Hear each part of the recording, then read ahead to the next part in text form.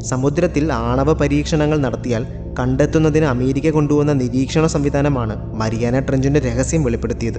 ഇതിനായി സമുദ്രത്തിൽ പലയിടത്തായി അമേരിക്ക സീസ്മോഗ്രാഫുകൾ സ്ഥാപിച്ചു. ഇതിൽ പസഫിക് മേഖലയിൽ ഉണ്ടായിരുന്നവയിൽ പലവട്ടം ഭൂകമ്പങ്ങൾ രേഖപ്പെടുത്തി.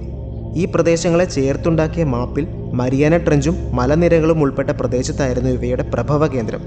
ഭൗമഫലകങ്ങളുടെ ചലനത്തിലേക്ക് ഇത് വിരൽ ചൂണ്ടി. അന്തർവാഹിനികൾ കണ്ടെത്താൻ കാന്തിക തരംഗങ്ങൾ ഉപയോഗിച്ചുള്ള അമേരിക്കയുടെ പഠനത്തിൽ കിഴക്കൻ മേഖലയിൽ പർവ്വതങ്ങൾക്ക് സമാന്തരമായി കാന്തിക മണ്ഡലവും കണ്ടെത്തി. ഒന്നിടവിട്ട് പോസിറ്റീവും നെഗറ്റീവും ചാർജുകളോട് കൂടിയ മാഗ്നറ്റിക് സ്ട്രിപ്പുകളായിരുന്നു ഇവ.